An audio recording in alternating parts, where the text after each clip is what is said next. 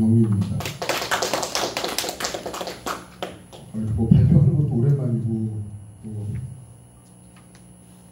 활 관련해가지고 이렇게 제가 또 이렇게 자료나 이런 거를 많이 쓰고 뭘 해봤지만 세미나도 많이 해봤어요. 말산업 때도 말 관련해서 해봤는데 오늘 굉장히 좀 떨리는 게 저희 한창희 전 회장님께서 우리 또 화학정 선배님이시고 저도 화학정에서 화를 내면서 우리 김경원 선배님한테 화를 내고 그래서 전통 사법인지도 모르고 배우다가 제가 배운 게 대회장에 가서 보면은 다 달라요. 대회장에서 쑤시는 분들하고. 그래서 사모님한테 배웠던 게 전통 사법인지도 모르고 그냥 이렇게 왔어요. 그러다가 온깍지 공사회라는 단체가 있어서 그 단체에 가서 합류하다 보니까 제가 사모님한테 배웠던 부분하고 한 두 가지가 틀려서 사모님한테 여쭤봤죠. 온깍지 공사회 갔더니 이런 동작들이 두 가지가 저희하고 다르다고 말씀을 드렸더니 잘 봤다. 그런 말씀을 하셨어요. 그래서 그때부터 이제 전통사법이 무엇인지를 좀 탐구를 했고, 전통이라는 장르에서 가장 중요한 건 저는 복장이라고 봤어요. 그래서 제가 오늘 이렇게 전통 복장을 입고 온 것도 물론 완벽한 건 아니지만, 전통 복장을 입게 된 계기는 제가 2001년도 가을에 화학정에 들어가서 2002년도 3월달에 한 3개월 안 나가다가 3월달에 입회를 했습니다. 근데 그 당시에 우리 화학정 선배들이 제주도에 그 대회를 갔는데 원래 대회를 간 게 아니라 그 제주도 한라정인가 거기서 초청을 했어요. 그 장안편사 복장을 입고 가서 시연을 좀 해달라고. 근데 그분들이 갔는데 옷을 안 가져간 거야. 그냥 전통 복장 그 쾌자만 이제 걸치고 간 거죠. 그래서 시연하고 하니까 거기 이제 사부님이 대회도 한번 하고 단체전도 한번 하고 가라. 뭐 이렇게 해서 여차저차 해서 이제 쏘고 가려고 그랬더니 그 심판장들이 규정복장 위반이라고 뺀찌를 나가지고 제주도에서 그냥 왔어요. 그래서 제가 그 얘기를 듣고서 나는 전통이 좋아서 이 활터 문화에 왔는데 우연히 왔는데 전통이라는 전통을 추구한다는 공간에서는 전통을 핍박하고 있구나 그런 생각을 하게 됐어요. 그래서 제가 제일 우선시해야 될 거는 전통 복장이다. 저는 오늘 자료는 안 나와 있지만 제 대한중수랑 카페에 들어와서 보시거나 아니면 제가 옛날에 국공일보지 황화제라는 사이트를 운영을 했어요. 지금 이제 그냥 1번지 그냥 이렇게만 돼 있는데 화학정자가 빠지고 거기에다가도 전통 복장이나 아니면 우리가 활쏘기 복장이라든가 이런 거 굉장히 많이 좀 올려놨었거든요. 그래서 그런 부분들에 대해서 우리가 전통을 추구하는 데 있어서 가장 먼저 우선시해야 될 것은 복장이라고 봅니다. 그래서 전통 복장을 좀 여러 걸 제가 맞추게 만든 건 아니고 만들어서 입고 시연도 하고 그렇게 됐습니다. 그러다가 제가 이제 전통사법의 이제 뿌리는 저희 사모님한테 화를 배우면서 우리 저 이동보 덕장님도 사모님한테 배우셨고 다 많이 계세요. 근데 그분들도 다 마찬가지일 겁니다. 사모님한테 화를 배웠을 때 제일 먼저 듣는 얘기가 뭐였냐면 우리 전통사법은 기사법에서 왔다. 늘 그런 말씀을 하셨어요. 그리고 저희는 발 디딤도 지금 비정비팔이라고 해가지고 뭐 약간 이렇게 벌리거나 옆으로 쏘거나 이거 아닙니다. 그냥 무조건 11자로 이렇게 서서 이렇게 배웠어요. 그래서 그런 부분들이 배우는 입장과 어느 정도 고수가 됐을 때의 입장은 전혀 다릅니다. 배우는 입장에서는 이 11자 정면 보기가 굉장히 그 부문주의라든가 이런 그 힘쓰는 데 있어서 굉장한 에너지를 받을 수가 있어요. 근데 어느 정도 고수가 되면 굳이 그렇게 할 필요는 없거든요. 호흡도 마찬가지예요. 호흡도 어느 정도 그냥 빠르게 진행이 될 수가 있거든요. 그래서 고수와 하수의 어떤 차이점이 분명히 있기 때문에 고수가 이렇게 뭐 처음 배웠을 때부터 그대로 한다라는 거는 그거는 말이 안 되는 겁니다. 그래서 저는 이제 인터넷에서 글도 많이 올리고 논쟁도 많이 했습니다. 그래서 그런 부분들에서 댓글에 싸움도 많이 했었고 그러다 보니까 이제 내성이 좀 강해졌어요. 어떤 댓글이 달리고도 다 설명할 수 있고 다 이걸 보여줄 수 있습니다.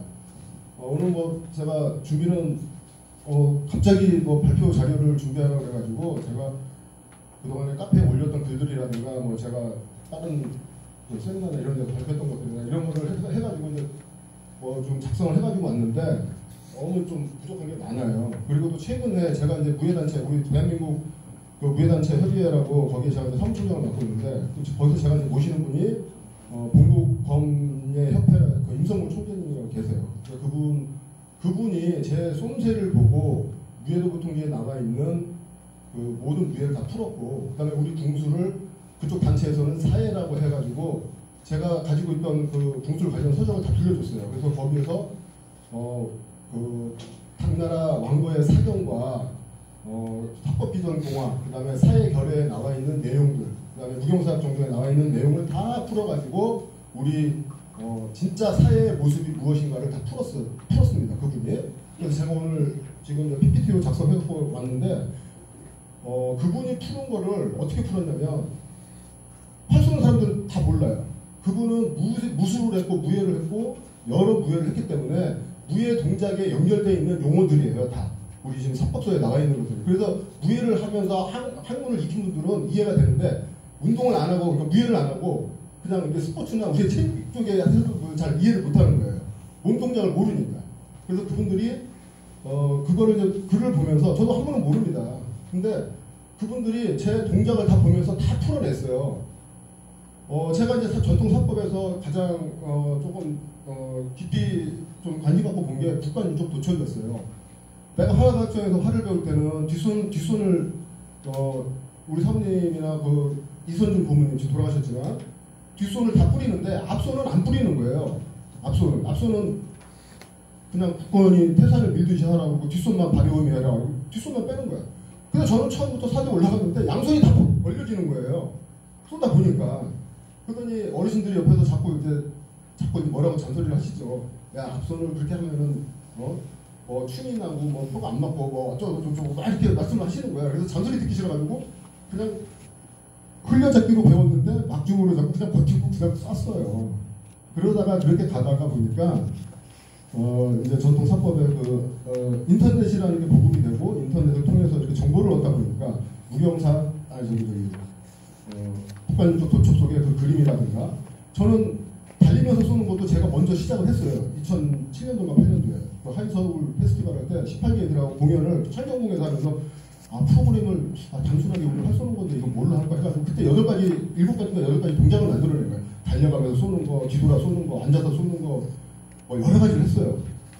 원반 굴리는 거, 뭐 날리는 거 이런 것까지 다 그냥 제가 개발해갖고 공연할 수 있으니까 실내에서도 공연할 수 있는 프로그램을 다 만들어 놓은 거예요. 그 당시에.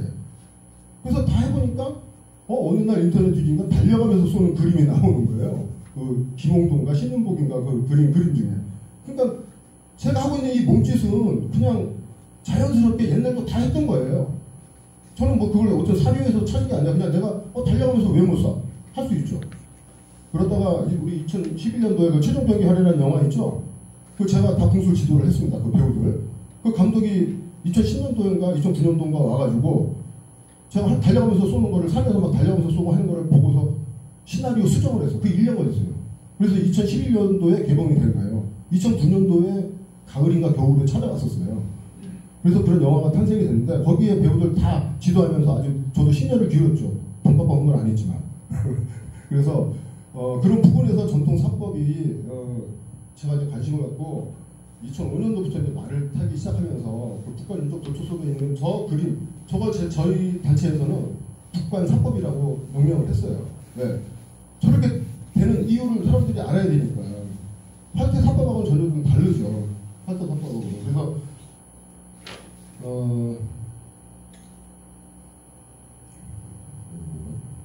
버튼 위아래 버튼 이쪽에 도 거기 위아래가 있어요. 버튼 켜셔요. 네, 아까 내가 해줬어요. 위아래 밑으로 내려가서 시작하는 거.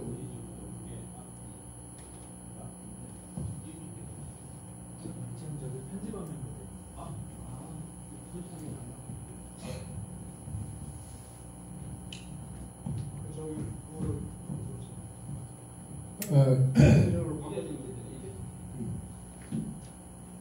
뭐 자세한 내용은 지금 그 책자에 어느 정도 좀 소개가 되어 있어요. 그래서 거기에 또 첨가가 안 되는 부분들도 있어서 저도 제 나름대로 좀 수정을 제 컴퓨터를 해놨는데 국가민족 도첩이 저게 17세기에서 18세기에 이제 그 지구의 함경도 지역에 고려 말에서 조선 중기까지인가 그 한 8가지 실제 있었던 일들을 그림으로 이제 그려놓은 건데 이쪽에 보면은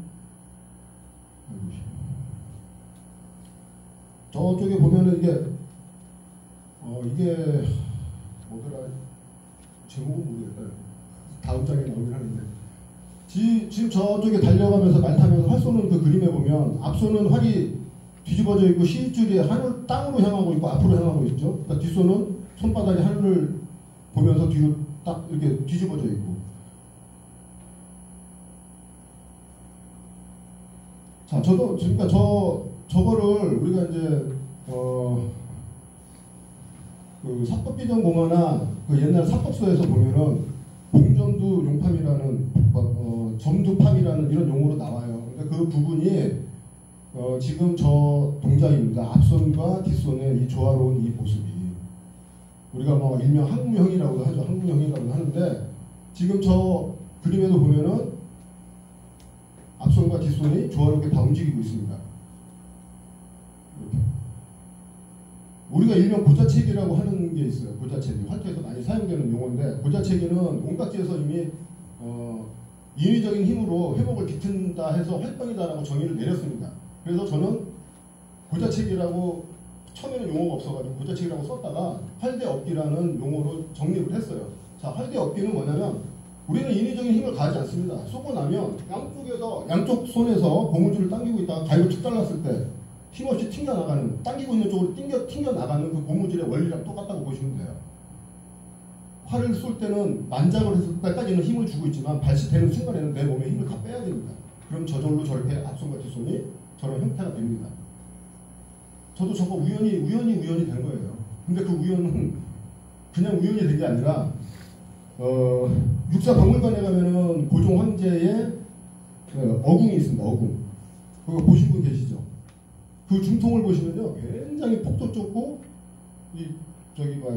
두께도 굉장히 좁습니다. 우리가 지궁 여왕난이라는 말씀 많이 들었죠? 계란을 쥐듯이 하라. 이 손끝이 여기 장심에 닿을 듯 날 듯 한 정도의 두께밖에 안 되고 손가락 3개 정도 걸릴 그 폭밖에 안 됩니다. 옛날 활들은. 그게 저 활대업기 우리 봉점두 용파미의 묘가 그 안에 있어요. 중통의 크기. 그래서 옛날 어르신들은 중통이 너무 작으면 안에서 논다고 팍팍 이게 돌아간다고 너무 작은 거를 경계한 거예요. 그러니까 자기 손에 어느 정도 맞아야 되는 거죠. 그래서 중통에 대한 좀 연구도 많이 했고 중통도 굉장히 작게 만들어서 했어요. 그러다가 살고지정에서 그때 2006년도 7년도가 되는 것 같아요. 그때 살고지정에서 우연치 않게 이제 그 주사를 하는데 그때 조용석 그 명국님 이제 그 태국군 가지고 그 고무 중통으로 된 거 그거 가지고 딱 하는데 활이 갑자기 저런 현상이 딱 일어나는 거예요. 앞손과 뒷손이.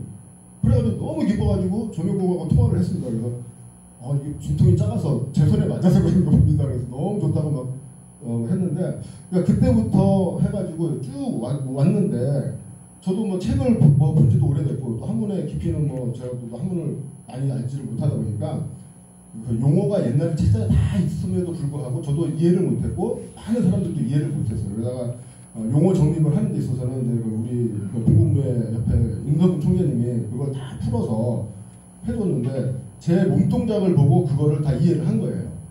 저는 책에 나와 있는 내용대로 한 게 아니라 사범님이 알려준 그대로를 해온 거예요. 여태껏. 그래서 제가 하는 어떤 몸동작 중에 지금 보시면은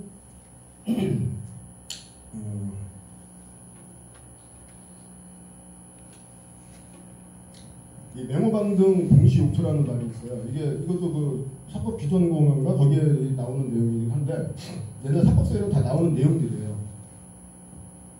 저 맹호방등이라는 게 우리 무예하는 사람들이 쓰는 용어들이에요. 다 무예하는 사람들한테도 다 통용이 되는 얘기인데 저게 사나운 호랑이가 뛰어 오르려는 어떤 그런 자세라는 거예요. 그게 제가 사범님한테 배웠을 때 11자 곱복으로 섰을 때 앞꿈치 뒤꿈치를 오므리고 분문을 조인 상태에서 몸이 앞으로 이렇게 숙여줍니다. 이렇게 거궁이 들어가는 그 당시에. 그리고 이 공시옥토라는 거는 뭐냐면 콧불소가 싸울 때 이마를 내리면서 뿔 있지 않습니까? 뿔로 들이받으려고 이마를 내리는 그 형상이에요. 그래서 맹호방등 공시옥토라는 저 동작이 11자로 딱 보폭을 쫓고 서가지고 거궁을 하는 과정에서 내 몸이 앞으로 우리 우리 턱 내린다고 그러잖아요. 턱을 내리게 되면 저 자세가 나오는 거예요. 그걸 보시더니 맹호강등 공시 욕투의 의미는 그거다라고 말씀을 해주신 거예요. 그래서 저도 그분이 말씀 안 해주셨으면 사실 몰랐죠. 그냥 사법에 배운 그대로만 했으니까. 근데 제가 이제 왜 우리 전통 사법은 기사법에서 왔느냐라고 옛날부터 강조했고 지금까지도 강조하냐면 말을 타보면 답이 다 나오는 거예요. 제가 2005년도에 말을 타면서 우리 사부님이 알려주신 그 11자 복부의 이 자세가 말을 처음 탔는데 그냥 느낌이 팍 오더라고요. 아, 기사법에서 왔구나. 그래서 주구장창 말도 못했을 때부터 기사법에서 왔다라고 떠들어댄 겁니다. 그래서 최근에 와가지고는 저는 이제 나상 무예까지 병장이 다룰 줄도 몰라요. 그냥 봉술 돌리고 월도 돌리고 칼 휘두르고 이거를 하고 있습니다. 왜? 말만 잘 타면 다 돼요. 지상에서는 훈련 안 해도 마상에서의 모든 동작은 다 간결합니다. 스피드가 있기 때문에 모든 동작이 간결하고 임팩트 있게 진행이 돼요. 그래서 지상에서 뭐 16개 동작 이런 거 다 필요 없어요. 그냥 마상에서는 한두 동작만 하면 되고 창은 찌르는 거고 칼은 휘두르는 거고 월도도 휘두르는 거예요. 그 기능에 맞춰서만 해주면 돼요. 한두 동작은 나와요. 마상에서 하는 모든 무예수. 우리 공연할 때 막 머리 위로 창 돌리고 막 이러는 거 그런 거 없습니다. 그래서 우리가 이제 발디딤을 보시면은 이제 강림 요방 이 사법서에도 옛날 사법서에도 다 나오는 건데 우리 성문영 고문님 옛날 저기 총재님이신데 우리 황정 초대 초대인가 이대인가 사주 하셨던 분이고 이분의 발디딤도 보폭이 굉장히 좁아요. 비정비팔이라는 것 자체가 그냥 우리 11자 복법이에요. 자, 말 탔을 때도 우리가 11자 복법이라고 하지만 이 발자세 똑같잖아요. 비정비팔. 요거는 제가 2012년도인가 13년도쯤에 아이들 가르치는 모습이에요. 센터에서. 얘네들 다 정면보기 하고 있습니다. 그리고 깍지도 안 끼우고 그냥 15파운드, 20파운드 이 어린 애들한테 다 가르치는 거예요.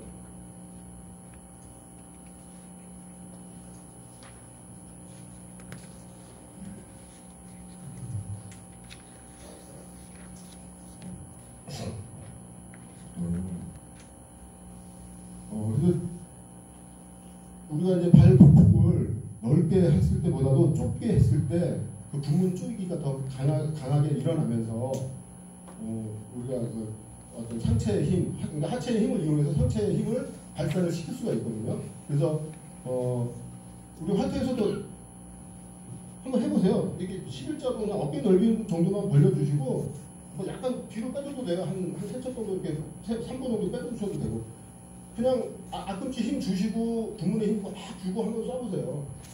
정말 우리 책에서 얘기하는 그런 기운이 다 느껴져요. 근데 우리 같이 이제 막 그냥 막 빨리 쏘고 뭐 이렇게 하다 보면은 그렇게 안 쏩니다. 근데 한수 한수 진짜 어떤 운동 삼아서 운동처럼 뭐 한다 그러면은 그런 기운이 느껴집니다.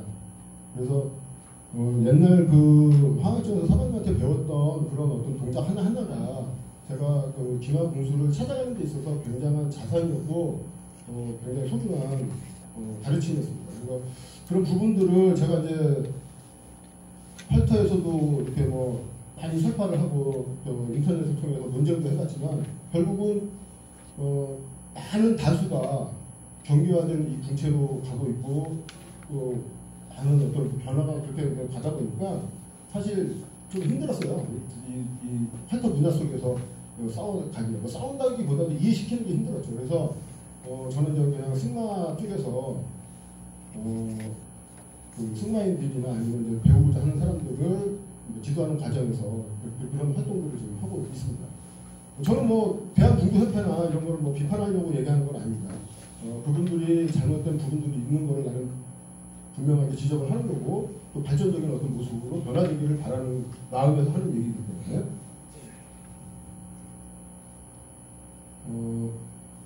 그리고 또 가식 준두라는 이게 이제 핵심 어떻게 보면 우리 수백 년 동안 내려온 어떤 그 사법 논쟁의 핵심이 이건 것 같아요. 이것도 우리 그 임성 총재님께서 이제 말씀해 주신 부분이라서 가식은 지금 여기 그 청나라 복장을 입은 이분은 턱 밑에다 지금 베고 있어요. 우리 그 조선의 공술 표지에 나와 있는 그 어르신 모습하고 똑같죠. 요게 가식입니다. 가식. 이 가짜가 뭐 실형 가짜래요. 실형. 우리 시골에 가면은 그 선반이 있죠. 그걸 실형이라고 하는데 그 실형처럼 팔과 어깨가 나란하게 가는 거. 그래서 저 가식이라는 말은 턱 밑에다 배고 쏘는 어떤 그 자세를 얘기하는 거고, 중두는 콧날부를 뜻하는데 코끝에 이제 우리 그 코끝에서 입술 꼬리에 이렇게 만져대는 거. 요거는 그 사회 결례에서도 뭐 안하기 노상이라는 표현으로 기러기가 갈대잎을 물고 가듯이라는 표현이 있습니다. 그래서 항상 입술꼬리 만작이라고 얘기를 하는 부분이 지금 저런 모습이에요. 중두의 모습입니다. 중두의 모습. 그래서 가식이 좋으냐, 중두가 좋으냐, 뭐 의견이 부분했던 것 같아요. 옛날에도 그 사법서에서 보면은. 그래서 그런 부분들은 선택 사양이지 않을까 싶기는 합니다. 저는 요대로 배웠으니까 저는 요걸 고집하는 거고, 또 요걸 요대로 배우신 분들은 요대로 또 가시면 되는 거죠. 뭐가 좋다 나쁘다를 떠나서. 그래서 우리가 이제 그 기마사법이라고 저는 이제 정의를 했지만, 이 기마사법, 특히 이제 근거리나 그 이동산업 뭐 이런 그 근거리 유지의 어떤 그 활쏘기에서 타지법은 이렇게 지금 밤바닥이라고 하는 요 명확하게 이렇게 나와 있는 요 부분을 이 중통의 센터에 오게끔 딱 밀착을 시켜줘야 돼요. 지금처럼 이렇게 손을 다 펼친 상태에서 한번 잡아 당겨 보세요. 그게 밤바닥이에요. 그러면 활도 자연스럽게 15도에서 한 25도 사이로 이렇게 기울기가 자동으로 나옵니다. 우리 활쏘기에서 이 활의 기울기가 왜 중요하냐면, 제가 지금 이 복장을 입고 있는데 제가 쓴 이 모자가 전립이라는 거거든요.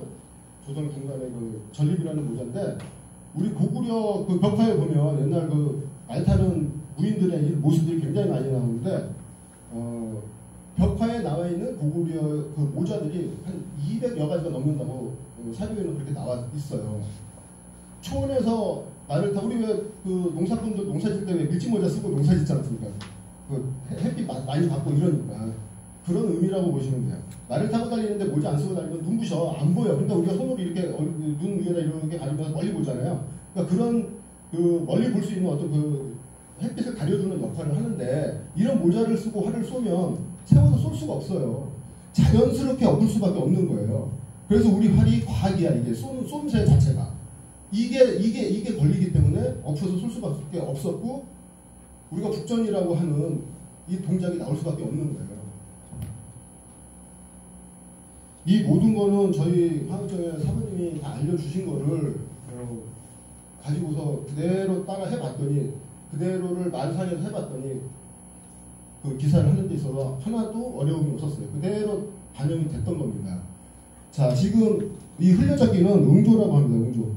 그 매 발토처럼 이 검지를 펴줘야지만 그 활에서 활을 쐈을 때에 오는 그 충격파 이런 거를 해소시켜주는 역할을 해주는 거예요. 그래서 응조가 굉장히 중요한 부분입니다.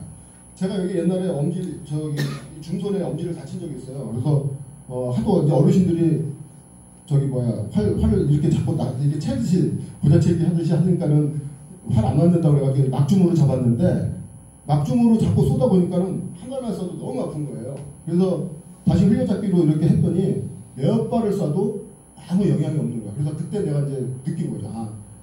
우리가 그 충격파를 해소시켜 주는 거는 이 북점, 이 손가락을 하나 검지를 띄어놔야지만 되는구나. 우리가 고층 건물에 그 지진파 때문에 한 층은 비워놓은 놓잖아요. 고층 건물. 그거 아시죠? 건축하시는 분들은. 그 지진파를 방지하기 위해서 고층에 한 층은 비워놔요. 그냥 아무것도 안 들어오고. 지진파가 거기서 다 소멸이 되는 거예요. 그 원리랑 똑같다고 보시면 됩니다. 그래서 응조는 우리가 연궁의 기사법 그런 어떤 의미로서 저는 이제 좀 평가를 했고요. 그 다음에 지금 저 주먹진 막중은 강궁, 보사에서 멀리 쏘기 위한 강궁을 쏘는 사람들의 어떤 줌이다라고 이렇게 좀 정의를 해놨거든요. 그리고 이제 제일 이제 중요한 거는, 이것도 이제 뭐 옛날 사법서에 다 설명이 되어 있는 부분이긴 한데, 탑전이라고 해서 살매기기인데, 살매기는 과정도 제가 사모님한테 배울 때는 눈은 표적만 보고 손이 알아서 장전을 해야 된다. 그래서 까치손의 이 엄지가 온이를 방향을 딱 잡아주는 눈이 되는 거고, 왼손의 중손의 엄지는 상사를 느낄 수 있는 눈이 된다고 말씀을 하셨어요.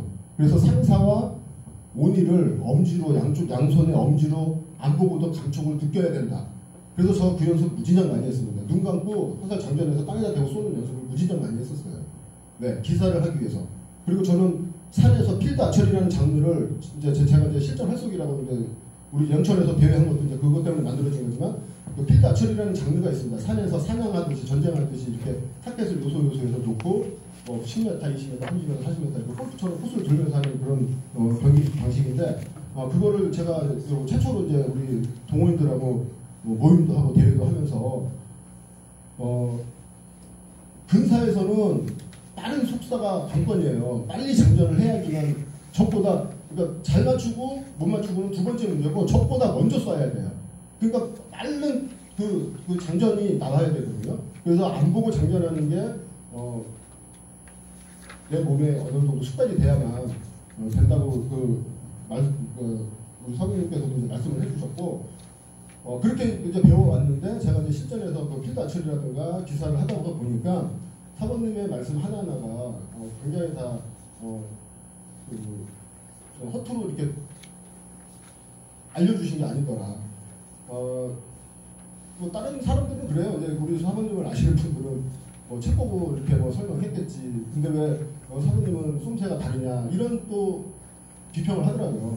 근데 그분들하고는 내가 말 섞고 싶지도 않아요. 누군지 다 아는데 이제 그런 부분들은 제가 말씀드리고자 하는 건 뭐냐면 우리 사모님이 저희들한테 알려줬던 모든 것은 그분이 집안 대대로 활을 쏘주시던 무인 집안이에요. 그러다 보니까 할아버지, 아버지 때 다 이렇게 전승 받아서 내려오신 부분들이라는 거죠. 제가 이 지금 동계 희곡이라고 해서 이 활집과 화살집을 차고 나왔습니다. 우리 사모님이 알려주신 것 중에 화살 장전법 있어요. 화살 장전법. 화살 장전할 때 화살이 부러졌는지 이상 유무를 점검하면서 장전하라는 그 가르침이 있었는데 제가 이 시국을 만들어 놓고 여기서 화살을 뽑다 보니까 자연스럽게 나오는 동작이었던 거예요. 그게 화살 점검하는 방식이. 그래서 그런 부분들까지도 사모님이 하나하나 알려주셨던 부분들도 옛날에 다 우리가 활을 쏘던 몸짓에서 비롯된 거고 그 부분들을 다 전승해서 내려오셨다라는 말씀을 드리고 싶습니다. 지금 요 부분입니다. 요거 이제 장전하는 방법. 여기 보시면은 요 오른손이 온이의 방향을 시위에 낄 수 있게끔 탐지를 하는 거예요. 이게 쑥 밀고 들어가는 그 과정에서 맞추는 겁니다. 그리고 지금 온이를 이렇게 매겼을 때 보면은 우리가 굉장히 많이 오므려서 살을 매기는 분들도 많아요. 근데 지금 보시면은 이렇게 정사각형 모양으로 이 손끝이 여기를 넘어가지 않을 정도로 넘어가면은 이렇게 되죠. 이렇게 하는 게 아니라 넘어가지 않도록 이렇게 해서 말라고 했습니다. 그러다 보면은 요 부위에 또 골반이 뼈가 있는데 거기에 온이가 오게끔 이 검지의 하단부 측면하고 화살대가 일직선상에 있어야 낙전이 안 되면서 화살이 시원하게 잘 나간다고 말씀을 해주셨어요. 그래서 이 부분도 우리 저희 사모님한테 하나하나 다 배웠던 부분입니다. 그래서 이 부분을 책 사법서에서는 봉안이라고 했습니다. 봉황의 눈처럼 우리는 범학이라고도 하죠. 그래서 이런 방법들이 제가 이제 그 예전에 이제 공주에 있는 그 현풍정에 있는 친구하고 그 친구가 사냥꾼인데 역사인데 저 때문에 그 현풍정에 입사해가지고 국궁을 배우게 된 친구예요. 자기가 그 고라니 사냥을 가는데 그거 활로 사냥하고 따라와라. 그래서 이제 갔어요. 그래가지고 고라니를 사냥을 했습니다. 진짜 이거 저만 비밀로 가고 싶었는데 활로 사냥을 했어요. 그래서 저는 이제 실전이라는 장르에서 그걸 경험하고 싶었던 거예요. 제가 6시간을 기다렸다가 가는데 정말 마음이 얼마나 막 긴장이 되고 저기 했는지 6시간 기다리는 동안에 막 가슴이 콩닥콩닥 뛰고 막상 그 현장에 저녁에 그 고라니를 잡으러 숲속에 들어갔는데 나이트로 앞뒤로만 비추면은 고라니가 도망을 안 가요. 그냥 머리만 숙여. 그럼 자기가 다 숨은 줄 아는 거야. 그럼 그 친구가 야 5m까지 들어가서 쏠 수가 있으니까 그때까지 기다려. 근데 저는 20m만 들어가고 쏘는 거예요. 왜? 표적이 들어오니까. 그 자리에서도 맞추긴 했는데 그냥 확 돌고 넘어가고 그 친구가 놀랬던 거는 한 20m쯤에 15m쯤에 있는데 그걸 쐈는데 헛맞은 거야. 근데 이 친구가 고라니가 우리 쪽으로 와가지고 이렇게 가는데 그 사이에 제가 두 발을 쐈어요. 첫 발 쏘고 오는 걸 장전해갖고 가는 걸 뒤에서 쏜 거야. 그러니까 그걸 보고 이 친구가 놀란 거예요. 그래서 국궁을 배우게 된 친구인데 그러니까 그 정도로 숙달이 됐었다는 거죠. 저 같은 경우는. 그래서 그런 경험들이 사범님한테 배웠던 이러한 세세한 이런 장전법이라든가 그 화살 어떤 장전법에서 거궁법 뭐 여러 요소들이 제가 실전에서 기사에서 아주 유용하게 그 부인들이 취했던 동작이었다는 거죠. 그래서 2분 남았습니다. 예. 이거는 그냥 넘어가겠습니다. 그래서 우리가 거궁을 하는 데 있어서는 장거리의 거궁법과 이 근거리의 거궁법이 이제 따로따로 이렇게 양분되어 있다. 단거리는 어차피 속사로서 빨리빨리 쏴야 되기 때문에 좀 깔끔한 동작이 필요한 요소들이 많아요. 그래서 거궁할 때처럼 우리가 뭐 호흡을 한다든가 뭐 이런 요소들을 좀 약간 좀 배제를 하고 진행이 된다고 보시면 되겠습니다. 그리고 우리가 거궁 만작 발시 요 세 단계로 지금 다 알고 계시잖아요. 그래서 이제 개궁 만작, 개궁 만개 만작 이 세 단계가 원래 있는데 이 개궁 만개는 저희가 요거는 제가 좀 시연을 하면서 좀 보여드릴게요. 요걸로 좀 마무리 좀 할게요. 시간이 없으니까. 지금 요 모자 때문에 조금 불편하니까 좀 모자를 좀 받겠습니다.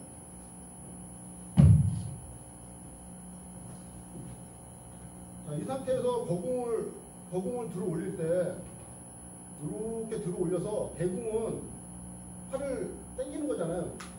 열어주는 거. 이렇게 돌려요. 턱을 내려서 어깨다 돌려놓고 이렇게 반대로 이렇게 좀 틀어주는 게 하늘로 향하는 거죠, 화살이. 그 상태에서 중손은 하늘로 향하고 아래 까치손은 뒤로 땅으로 향해서 이렇게 쭉 밀고 당기기를 똑같이 하는 겁니다. 이렇게 틀어주는 게 개궁이고 쭉 밀고 당겨 내려오는 게 만개예요. 근데 이 동작이 찰나요. 그냥 순간에 이루어지는 거예요. 그러면서 쭉 내려오면서 마지막에 만작은 저 작자가 숫자를 자리잖아요. 따를자. 그러니까 숫자를 따르듯이 마지막에는 꺾어주는 거예요. 마지막에. 당겨 들어오면서 쭉 당겨 들어오면서 마지막에는 이렇게 짜주는 거죠. 뒷손을. 이 동작을 표현을 해놨는데 우리가 저런 의미의 저 용어들은 다 사라지고 지금 거궁 만작 발시 이렇게 특단한 동작으로 지금 알고 있는 겁니다. 그래서 책에도 다 나와 있어요. 옛날 사법서에. 근데 저도 그거를 몰랐는데 최근에 이제 하도 그런 말씀들을 하셔가지고 그분의 이제 책도 보고 하면서 요게 요 동작이고 요게 요 동작이구나. 그러니까 저는 몸짓으로 배웠는데 용어는 모른단 말이죠. 사라진 용어들입니다. 근데 몸짓으로는 배웠거든요. 사법에서. 그래서 이제 그런 부분들에서의 설명을 할 수가 있고 일단은 기사라는 장르는 우리 활터 문화하고는 전혀 다른 낯설은 어떤 동작이고 운동인데 저도 뭐 활터에서 지금 한 20년 넘게 활을 써왔지만 활터에서도 물론 우리가 전통을 이어가는 어떤 그런 부분에서는 장단점은 있습니다. 장단점도 있고 여러 가지 우리 문화를 발전시키는 어떤 요소들도 있지만 또 잘못된 부분들도 많이 있어요. 그러니까 그런 부분들은 또 우리가 회원으로서 또 활을 쏘는 사람으로서 우리가 개선할 거는 또 개선해 나가야 된다라고 생각합니다. 그래서 저는 활터도 뭐 가끔씩 지인들 만나러 가고 있고 활터는 제가 이제 그냥 편한 데 가서 쏘는 게 없고 일단 기사라는 이 장르를 제가 그 양성을 하고 있고 또 기사라는 이쪽에서 활동을 하다 보니까 항상 전통 사법에 있어서의 이 흐름을 이렇게 보면 이 기사법이 우리 모사법, 활터에서 쏘는 사법에서도 얼마나 중요한 위치에 있는지 그런 부분들도 또 회원님들께서 알아주시고 관심 가져주셨으면 좋겠습니다. 네, 감사합니다. 지금 4시인데요. 조금 쉬었다가 4시 10분에 마지막 발표 시작하겠습니다.